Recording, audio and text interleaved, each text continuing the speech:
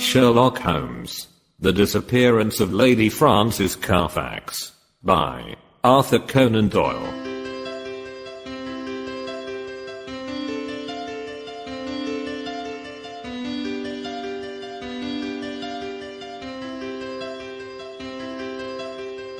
But why Turkish? Asked Mr. Sherlock Holmes, gazing fixedly at my boots. I was reclining in a cornerback chair at the moment, and my protruded feet had attracted his ever-active attention. English, I answered in some surprise. I got them at Latimer's, in Oxford Street. Holmes smiled with an expression of weary patience. The bath, he said, the bath. Why the relaxing and expensive Turkish, rather than the invigorating homemade article? Because for the last few days I have been feeling rheumatic and old. A Turkish bath is what we call an alterative in medicine, a fresh starting point, a cleanser of the system. By the way, Holmes, I added, I have no doubt the connection between my boots and a Turkish bath is a perfectly self-evident one to a logical mind, and yet I should be obliged to you, if you would indicate it. The train of reasoning is not very obscure, Watson, said Holmes with a mischievous twinkle. It belongs to the same elementary class of deduction which I should illustrate, if I were to ask you who shared your cab in your drive this morning. I don't admit that a fresh illustration is an explanation, said I with some asperity. Bravo, Watson. A very dignified and logical remonstrance. Let me see, what were the points? Take the last one first, the cab. You observe that you have some splashes on the left sleeve and shoulder of your coat. Had you sat in the center of a hansom you would probably have had no splashes, and if you had they would certainly have been symmetrical. Therefore it is clear that you sat at the side. Therefore it is equally clear that you had a companion. That is very evident. Absurdly commonplace, is it not? But the boots and the bath, equally childish. You are in the habit of doing up your boots in a certain way. I see them on this occasion, fastened with an elaborate double bow, which is not your usual method of tying them. You have, therefore, had them off. Who has tied them? A bootmaker or the boy at the bath? It is unlikely that it is the bootmaker, since your boots are nearly new. Well, what remains? The bath. Absurd, is it not? But, for all that, the Turkish bath has served a purpose. What is that? You say that you have had it because you need a change. Let me suggest that you take one. How would Lawson do, my dear Watson? First class tickets and all expenses paid on a princely scale. Splendid. But why? Holmes leaned back in his armchair and took his notebook from his pocket. One of the most dangerous classes in the world, said he, is the drifting and friendless woman. She is the most harmless and often the most useful of mortals, but she is the inevitable inciter of crime in others. She is helpless. She is migratory. She has sufficient means to take her from country to country, and from hotel to hotel. She is lost, as often as not, in a maze of obscure pensions and boarding houses. She is a stray chicken in a world of foxes. When she is gobbled up she is hardly missed. I much fear that some evil has come to the Lady Frances Carfax. I was relieved at this sudden descent from the general to the particular. Holmes consulted his notes. Lady Frances, he continued, is the sole survivor of the direct family of the late Earl of Ruffton. The estates went, as you may remember, in the male line. She was left with limited means, but with some very remarkable old Spanish jewelry of silver and curiously cut diamonds to which she was fondly attached, for she refused to leave them with her banker and always carried them about with her. A rather pathetic figure, the Lady Frances, a beautiful woman, still in fresh middle age, and yet, by a strange change, the last derelict of what only 20 years ago was a goodly fleet. What has happened to her, then? What has happened to the Lady Frances? Is she alive or dead? There is our problem. She is a lady of precise habits, and for 4 years it has been her invariable custom to write every second week to Miss Dobney, her old governess, who has long retired and lives in Camberwell. It is this Miss Dobney who has consulted me. Nearly 5 weeks have passed without a word. The last letter was from the Hotel National at Lawson. Lady Frances seems to have left there and given no address. The family are anxious, and as they are exceedingly wealthy, no sum will be spared if we can clear the matter up. Is Miss Dobney the only source of information? Surely she had other correspondents? There is one correspondent who is a sure draw, Watson. That is the bank. Single ladies must live, and their passbooks are compressed diaries. She banks at Sylvester's. I have glanced over her account. The last check but one paid her bill at Lawson, but it was a large one, and probably left her with cash in hand. Only one check has been drawn since. To whom, and where? To Miss Mary Devine. There is nothing to show where the check was drawn. It was cashed at the Credit Lyonnais at Montpellier less than 3 weeks ago. The sum was £50. And who is Miss Mary Devine? That also I have been able to discover. Miss Mary Devine was the maid of Lady Frances Carfax. Why she should have paid her this check we have not yet determined. I have no doubt, however, that your researches will soon clear the matter up. My researches. Hence the health-giving expedition to Lawson. You know that I cannot possibly leave London, while old Abrahams is in such mortal terror of his life. Besides, on general principles it is best that I should not leave the country. Scotland Yard feels lonely without me, and it causes an unhealthy excitement among the criminal classes. Go, then, my dear Watson, and if my humble counsel can ever be valued at so extravagant a rate as 2 pence a word, it waits your disposal night and day at the end of the Continental wire. 2 days later found me at the Hotel National at Lawson, where I received every courtesy at the hands of M. Moser, the well-known manager. Lady Frances, as he informed me, had stayed there for several weeks. She had been much liked by all who met her. Her age was not more than 40. She was still handsome and bore every sign of having in her youth been a very lovely woman. M. Moser knew nothing of any valuable jewelry, but it had been remarked by the servants that the heavy trunk in the lady's bedroom was always scrupulously locked. Mary Devine, the maid, was as popular as her mistress. She was actually engaged to one of the head waiters in the hotel, and there was no difficulty in getting her address. It was 11 Rue de Trajan, Montpellier.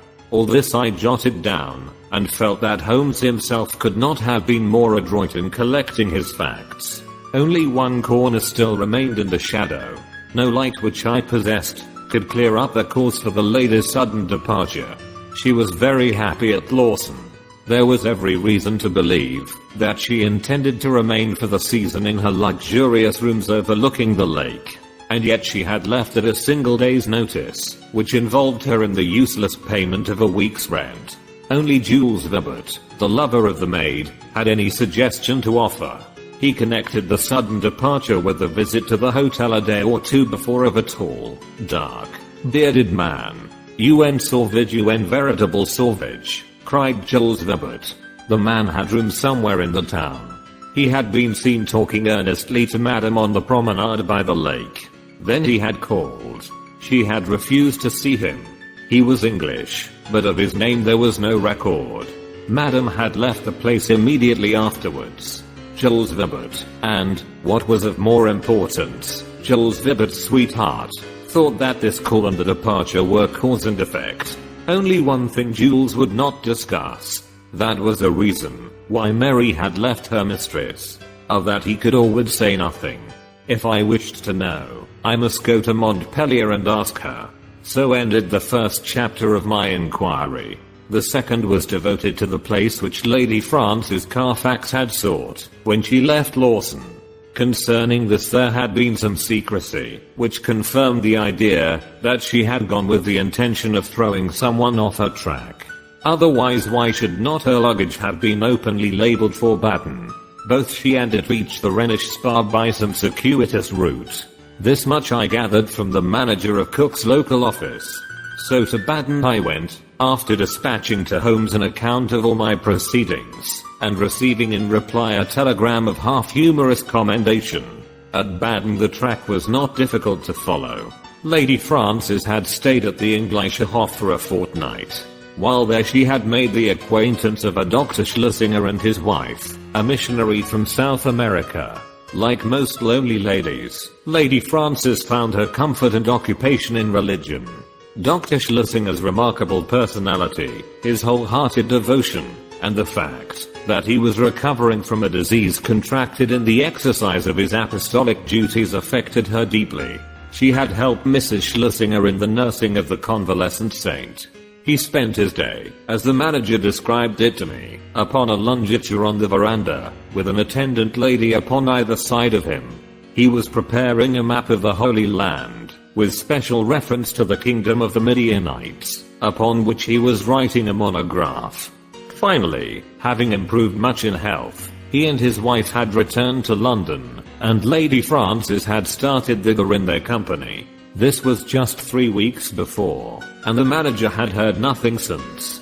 As to the maid, Mary, she had gone off some days beforehand in floods of tears, after informing the other maids that she was leaving service forever. Dr. Schlesinger had paid the bill of the whole party before his departure. By the way, said the landlord in conclusion, you are not the only friend of Lady Frances Carfax who is inquiring after her just now. Only a week or so ago we had a man here upon the same errand. Did he give a name? I asked. None, but he was an Englishman, though of an unusual type. A savage, said I, linking my facts after the fashion of my illustrious friend. Exactly. That describes him very well. He is a bulky, bearded, sunburned fellow, who looks as if he would be more at home in a farmer's inn than in a fashionable hotel. A hard, fierce man, I should think, and one whom I should be sorry to offend. Already the mystery began to define itself, as figures grow clearer with the lifting of a fog. Here was this good and pious lady pursued from place to place by a sinister and unrelenting figure. She feared him, or she would not have fled from Lawson. He had still followed. Sooner or later he would overtake her. Had he already overtaken her? Was that the secret of her continued silence? Could the good people who were her companions not screen her from his violence or his blackmail? What horrible purpose, what deep design, lay behind this long pursuit? There was the problem which I had to solve. To Holmes I wrote showing how rapidly and surely I had got down to the roots of the matter. In reply I had a telegram asking for a description of Dr. Schlesinger's left ear. Holmes's ideas of humor are strange and occasionally offensive, so I took no notice of his ill-timed jest. Indeed, I had already reached Montpellier in my pursuit of the maid, Mary, before his message came. I had no difficulty in finding the ex-servant, and in learning all that she could tell me. She was a devoted creature, who had only left her mistress, because she was sure that she was in good hands, and because her own approaching marriage made a separation inevitable in any case. Her mistress had, as she confessed with distress, shown some irritability of temper towards her during their stay in Baden, and had even questioned her once, as if she had suspicions of her honesty, and this had made the parting easier than it would otherwise have been. Lady Frances had given her £50 as a wedding present. Like me, Mary viewed with deep distrust the stranger who had driven her mistress from Lawson. With her own eyes she had seen him seize the lady's wrist with great violence on the public promenade by the lake. He was a fierce and terrible man. She believed that it was out of dread of him that Lady Frances had accepted the escort of the Schlesingers to London. She had never spoken to Mary about it, but many little signs had convinced the maid that her mistress lived in a state of continual nervous apprehension. So far she had got in her narrative, when suddenly she sprang from her chair and her face was convulsed with surprise and fear. "See," she cried, "the miscreant follows still. There is a very man of whom I speak." Through the open sitting room window I saw a huge, swarthy man with a bristling black beard walking slowly down the center of the street, and staring eagerly at the numbers of the houses. It was clear that, like myself, he was on the track of the maid.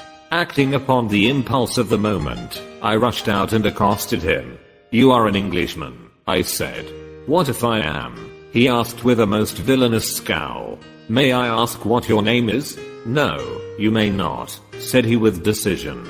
The situation was awkward, but the most direct way is often the best. Where is the Lady Frances Carfax? I asked. He stared at me with amazement. What have you done with her? Why have you pursued her? I insist upon an answer, said I. The fellow gave a bellow of anger, and sprang upon me like a tiger. I have held my own in many a struggle, but the man had a grip of iron and the fury of a fiend. His hand was on my throat and my senses were nearly gone before an unshaven French outrier in a blue blouse darted out from a cabaret opposite, with a cudgel in his hand, and struck my assailant a sharp crack over the forearm, which made him leave go his hold. He stood for an instant fuming with rage and uncertain whether he should not renew his attack. Then, with a snarl of anger, he left me and entered the cottage from which I had just come. I turned to thank my preserver, who stood beside me in the roadway. Well, Watson, said he, a very pretty hash you have made of it. I rather think you had better come back with me to London by the night express. An hour afterwards, Sherlock Holmes, in his usual garb and style, was seated in my private room at the hotel. His explanation of his sudden and opportune appearance was simplicity itself. For, finding that he could get away from London, he determined to head me off at the next obvious point of my travels. In the disguise of a workingman he had sat in the cabaret waiting for my appearance. And a singularly consistent investigation you have made, my dear Watson, said he. I cannot at the moment recall any possible blunder which you have omitted.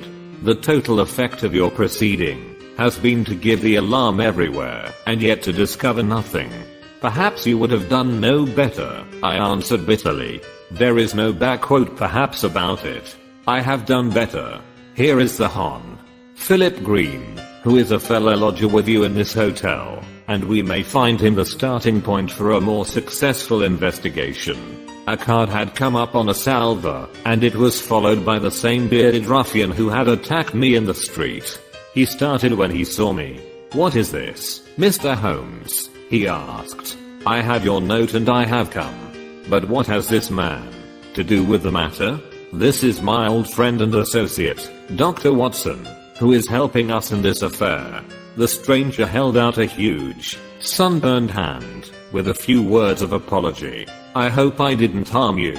When you accused me of hurting her, I lost my grip of myself. Indeed, I'm not responsible in these days. My nerves are like live wires. But this situation is beyond me. What I want to know, in the first place, Mr. Holmes, is how in the world you came to hear of my existence at all. I'm in touch with Miss Dobney, Lady Frances's governess. Old Susan Dobney with the mob cap. I remember her well. And she remembers you. It was in the days before you found it better to go to South Africa. Ah, I see you know my whole story. I need hide nothing from you. I swear to you, Mr. Holmes, that there never was in this world a man who loved a woman with a more wholehearted love than I had for Frances. I was a wild youngster, I know not worse than others of my class. But her mind was pure as snow. She could not bear a shadow of coarseness.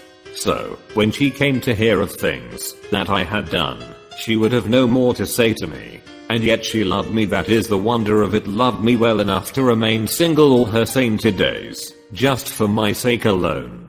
When the years had passed, and I had made my money at Barberton, I thought perhaps I could seek her out and soften her. I had heard that she was still unmarried. I found her at Lawson, and tried all I knew.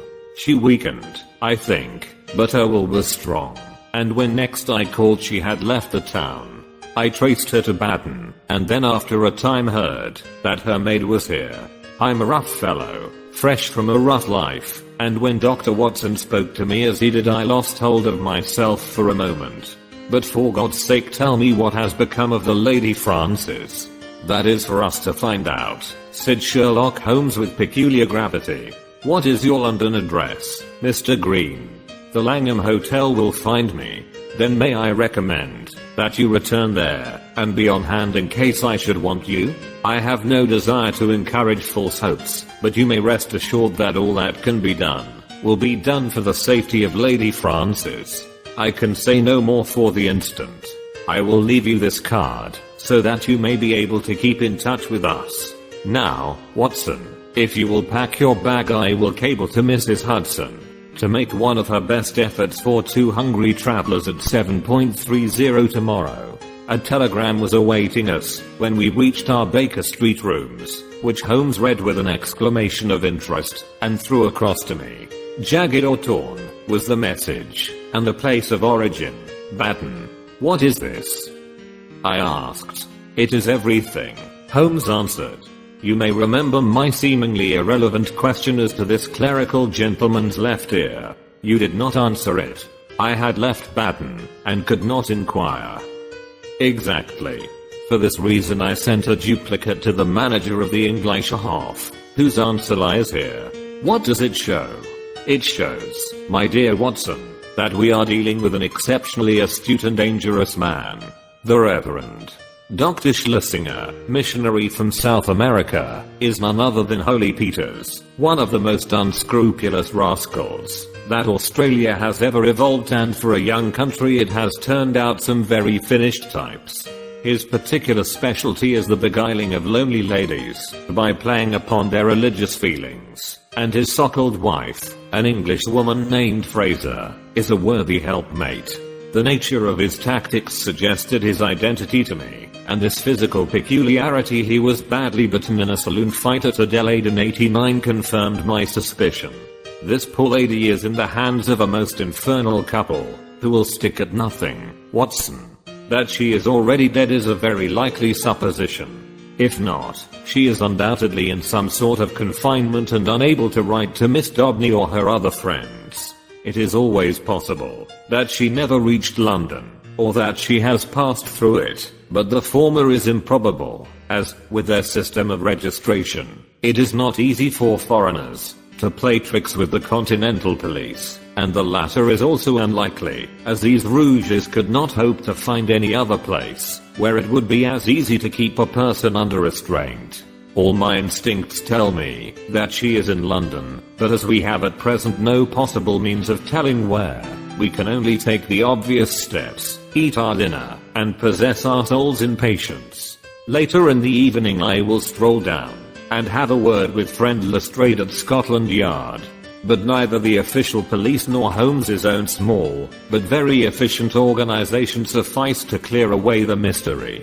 Amid the crowded millions of London, the 3 persons we sought were as completely obliterated as if they had never lived. Advertisements were tried and failed. Clues were followed and led to nothing. Every criminal resort which Schlesinger might frequent was drawn in vain. His old associates were watched, but they kept clear of him.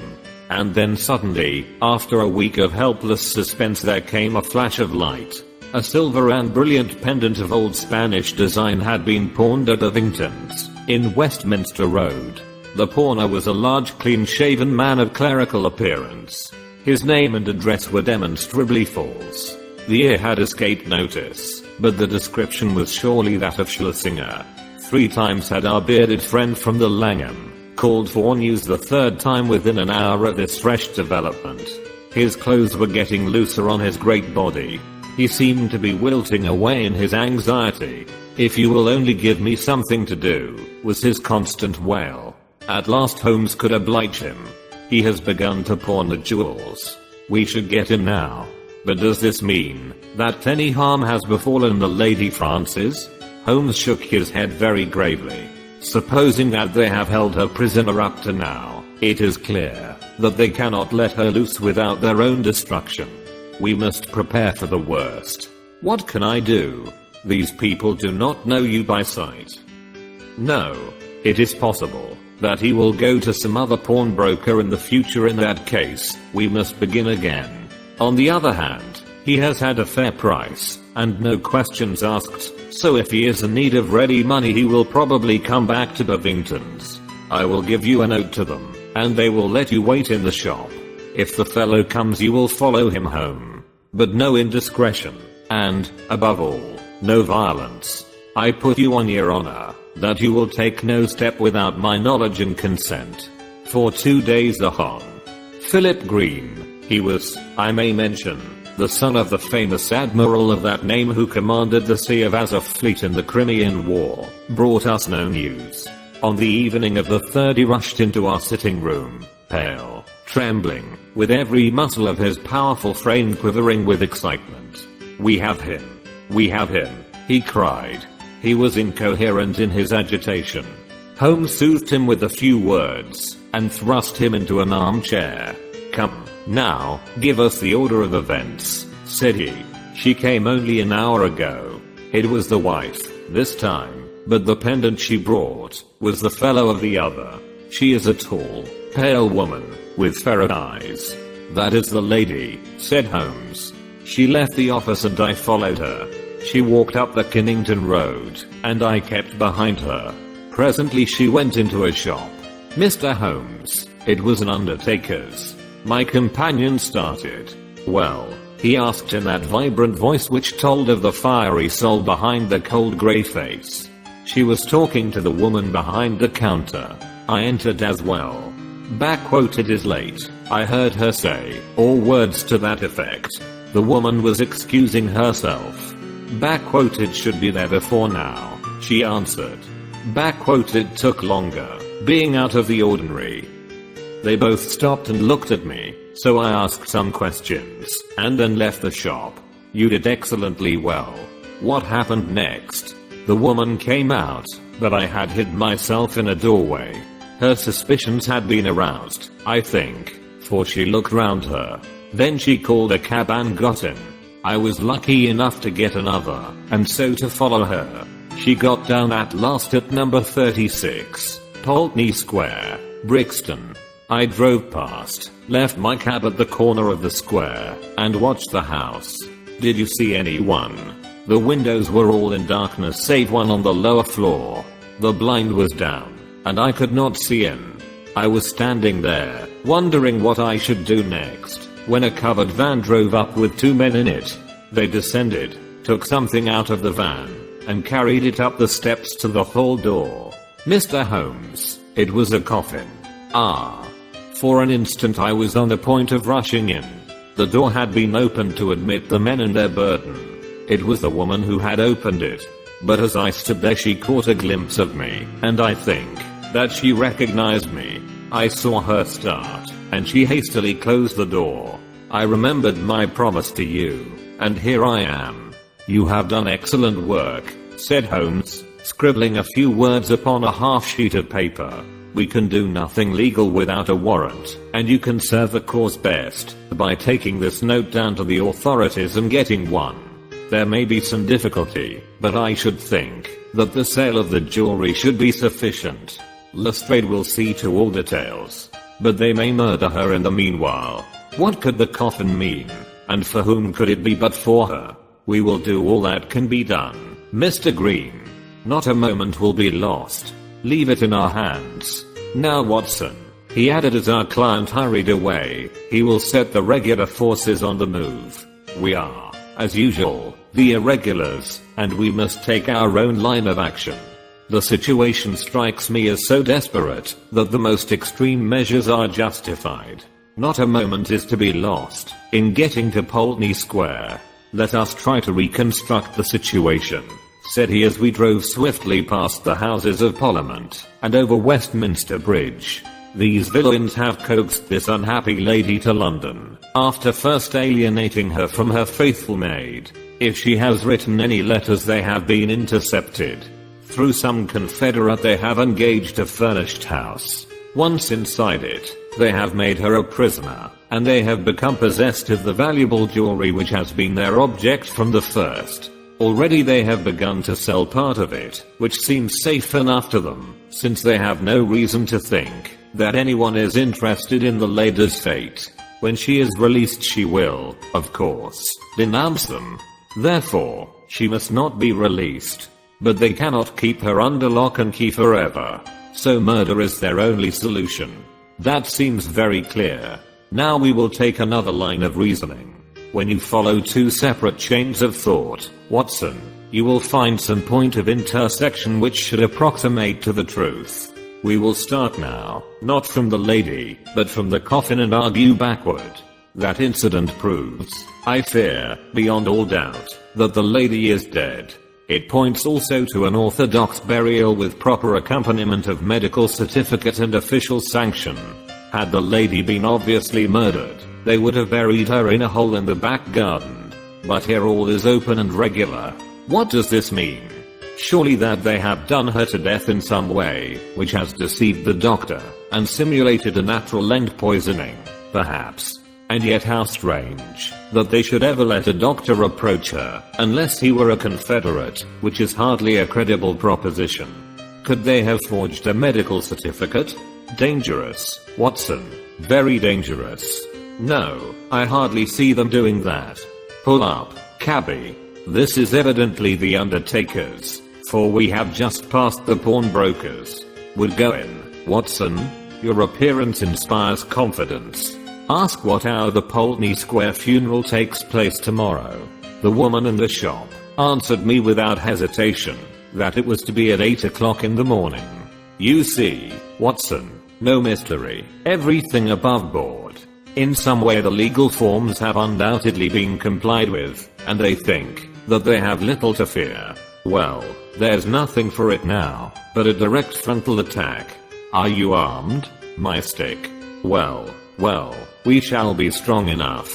Thrice is he armed who hath his quarrel just.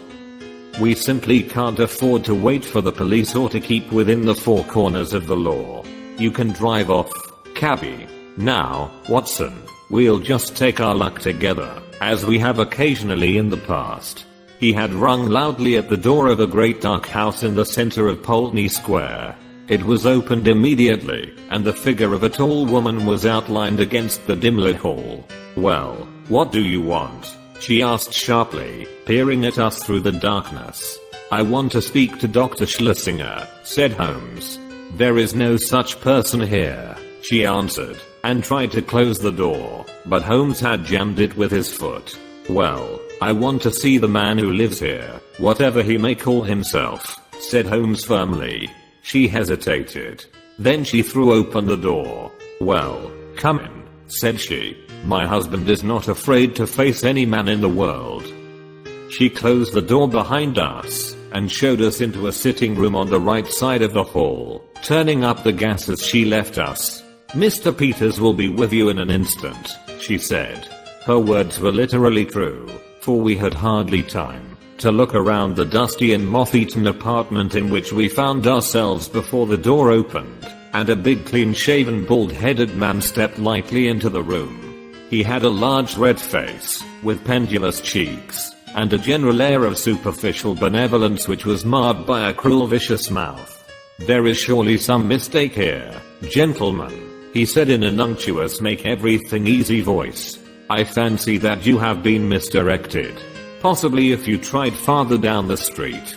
That will do, we have no time to waste, said my companion firmly. You are Henry Peters, of Adelaide, late the Reverend Dr. Schlesinger, of Baden and South America. I'm as sure of that, as that my own name is Sherlock Holmes.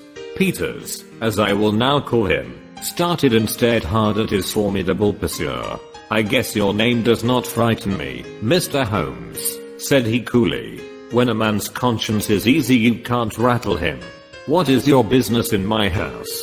I want to know what you have done with the Lady Frances Carfax, whom you brought away with you from Baden. I'd be very glad if you could tell me where that lady may be, Peters answered coolly. I've a bill against her for nearly £100, and nothing to show for it, but a couple of trumpery pendants that the dealer would hardly look at. She attached herself to Mrs. Peters and me at Baden. It is a fact that I was using another name at the time and she stuck onto us until we came to London. I paid her bill and her ticket. Once in London, she gave us the slip and, as I say, left these out-of-date jewels to pay her bills. You find her, Mr. Holmes, and I'm your debtor. In mean to find her, said Sherlock Holmes. I'm going through this house till I do find her. Where is your warrant? Holmes half drew a revolver from his pocket. This will have to serve till a better one comes. Why, you're a common burglar. So you might describe me, said Holmes cheerfully. My companion is also a dangerous ruffian. And together we are going through your house. Our opponent opened the door. Fetch a policeman, Annie, said he. There was a whisk of feminine skirts down the passage, and the hall door was opened and shut. Our time is limited, Watson, said Holmes. If you try to stop us, Peters, you will most certainly get hurt.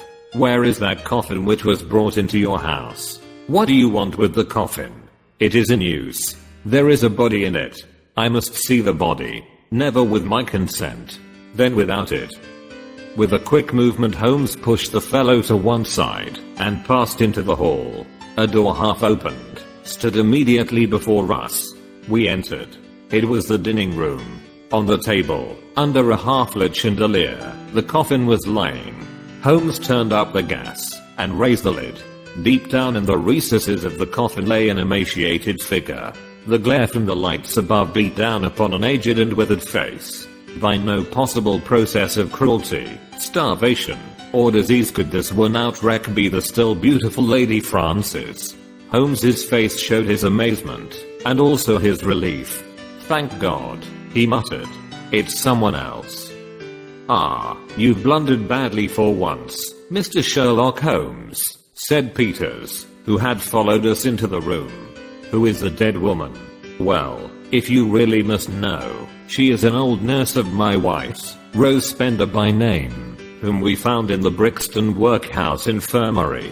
We brought her round here, called in Dr. Horsam, of 13 Furbank Villas, mind you, take the address, Mr. Holmes, and had her carefully tended, as Christian folk should. On the third day she died. Certificate says senile decay, but that's only the doctor's opinion, and of course you know better. We ordered her funeral to be carried out by Stimson & Co. of the Kennington Road, who will bury her at 8 o'clock tomorrow morning. Can you pick any hole in that, Mr. Holmes? You've made a silly blunder, and you may as well own up to it. I'd give something for a photograph of your gaping, staring face when you pulled aside that lad expecting to see the Lady Frances Carfax, and only found a poor old woman of 90. Holmes's expression was as impassive as ever under the jeers of his antagonist, but his clenched hand betrayed his acute annoyance. I'm going through your house, said he. Are you, though? Cried Peters as a woman's voice and heavy steps sounded in the passage. We'll soon see about that. This way, officers, if you please. These men have forced their way into my house, and I cannot get rid of them. Help me to put them out. A sergeant and a constable stood in the doorway. Holmes drew his card from his case. This is my name and address. This is my friend, Dr. Watson. Bless you, sir. We know you very well, said the sergeant, but you can't stay here without a warrant. Of course not. I quite understand that. Arrest him, cried Peters. We know where to lay our hands on this gentleman, if he is wanted, said the sergeant majestically, but you'll have to go, Mr. Holmes. Yes, Watson, we shall have to go. A minute later we were in the street once more. Holmes was as cool as ever, but I was hot with anger and humiliation. The sergeant had followed us. Sorry, Mr. Holmes, but that's the law. Exactly, Sergeant, you could not do otherwise. I expect there was good reason for your presence there. If there is anything I can do, it's the missing lady, Sergeant, and we think she is in that house. I expect a warrant presently. Then I'll keep my eye on the parties, Mr. Holmes. If anything comes along, I will surely let you know. It was only 9 o'clock, and we were off full cry upon the trail at once. First we drove to Brixton Workhouse Infirmary, where we found that it was indeed the truth, that a charitable couple had called some days before, that they had claimed an imbecile old woman as a former servant, and that they had obtained permission to take her away with them. No surprise was expressed at the news that she had since died. The doctor was our next goal. He had been called in had found the woman dying of pure senility, had actually seen her pass away, and had signed the certificate in due form. I assure you that everything was perfectly normal and there was no room for foul play in the matter, said he. Nothing in the house had struck him as suspicious save that for people of their class it was remarkable that they should have no servant. So far and no further went the doctor. Finally we found our way to Scotland Yard. There had been difficulties of procedure in regard to the warrant. Some delay was inevitable. The magistrate's signature might not be obtained until next morning. If Holmes would call about 9 he could go down with Lestrade and see it acted upon. So ended the day, save that near midnight our friend, the sergeant, called to say that he had seen flickering lights here and there in the windows of the great dark house, but that no one had left it and none had entered. We could but pray for patience and wait for the morrow. Sherlock Holmes was too irritable for conversation and too restless for sleep. I left him smoking hard, with his heavy dark brows knotted together, and his long nervous fingers tapping upon the arms of his chair, as he turned over in his mind every possible solution of the mystery. Several times in the course of the night I heard him prowling about the house. Finally, just after I had been called in the morning, he rushed into my room. He was in his dressing gown, but his pale hollow-eyed face told me that his night had been a sleepless one. What time was the funeral? 8, was it not? He asked eagerly. Well, it is 7:20 now. Good heavens, Watson, what has become of any brains that God has given me? Quick, man, quick. It's life or death, 100 chances on death to 1 on life. I'll never forgive myself, never, if we are too late. 5 minutes had not passed before we were flying in a hansom down Baker Street. But even so it was 25 to 8 as we passed Big Ben, and 8 struck as we tore down the Brixton Road. But others were late as well as we. 10 minutes after the hour the hearse was still standing at the door of the house, and even as our foaming horse came to a halt the coffin, supported by 3 men, appeared on the threshold. Holmes darted forward and barred their way. "Take it back," he cried, laying his hand on the breast of the foremost. "Take it back this instant." "What the devil do you mean? Once again I ask you, where is your warrant?" shouted the furious Peters, his begred face glaring over the farther end of the coffin. "The warrant is on its way. The coffin shall remain in the house until it comes." The authority in Holmes's voice had its effect upon the bearers. Peters had suddenly vanished into the house, and they obeyed these new orders. "Quick, Watson, quick. Here is a screwdriver," he shouted as the coffin was replaced upon the table. "Here's one for you, my man. A sovereign if the lid comes off in a minute. Ask no questions, work away. That's good. Another, and another. Now pull all together. It's giving. It's giving. Ah, that does it at last." With a united effort we tore off the coffin lid. As we did so there came from the inside a stupefying and overpowering smell of chloroform. A body lay within, its head all wreathed in cotton wool, which had been soaked in the narcotic. Holmes plucked it off, and disclosed the statuesque face of a handsome and spiritual woman of middle age. In an instant he had passed his arm round the figure, and raised her to a sitting position. "Is she gone, Watson? Is there a spark left? Surely we are not too late." For half an hour it seemed that we were. What with actual suffocation, and what with the poisonous fumes of the chloroform, the Lady Frances seemed to have passed the last point of recall. And then, at last, with artificial respiration, with injected ether, and with every device that science could suggest, some flutter of life, some quiver of the eyelids, some dimming of a mirror, spoke of the slowly returning life. A cab had driven up, and Holmes, parting the blind, looked out at it. "Here is Lestrade with his warrant," said he. "He will find that his birds have flown. And here," he added as a heavy step hurried along the passage, "is someone who has a better right to nurse this lady than we have. Good morning, Mr. Green. I think that the sooner we can move the Lady Frances the better. Meanwhile, the funeral may proceed." and the poor old woman who still lies in that coffin may go to her last resting place alone. Should you care to add the case to your annals, my dear Watson, said Holmes that evening, it can only be as an example of that temporary eclipse to which even the best balanced mind may be exposed. Such slips are common to all mortals, and the greatest is he who can recognize and repair them. To this modified credit I may, perhaps, make some claim. My night was haunted by the thought that somewhere a clue, a strange sentence, a curious observation, had come under my notice, and had been too easily dismissed. Then, suddenly, in the grey of the morning, the word came back to me. It was the remark of the undertaker's wife, as reported by Philip Green. She had said, it should be there before now. It took longer, being out of the ordinary. It was the coffin of which she spoke. It had been out of the ordinary. That could only mean that it had been made to some special measurement. But why? Why? Then in an instant I remembered the deep sides, and the little wasted figure at the bottom. Why so large a coffin for so small a body? To leave room for another body. Both would be buried under the one certificate. It had all been so clear, if only my own sight had not been dimmed. At 8 the Lady Frances would be buried.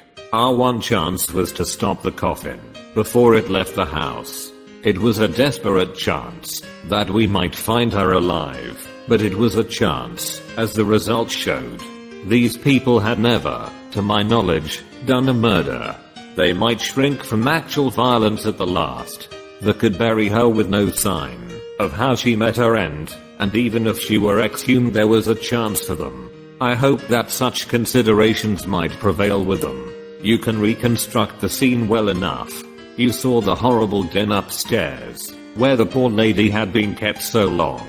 They rushed in, and overpowered her with their chloroform, carried her down, poured more into the coffin, to ensure against her waking, and then screwed down the lid. A clever device, Watson. It is new to me in the annals of crime. If our ex-missionary friends escape the clutches of Lestrade, I shall expect to hear of some brilliant incidents in their future career.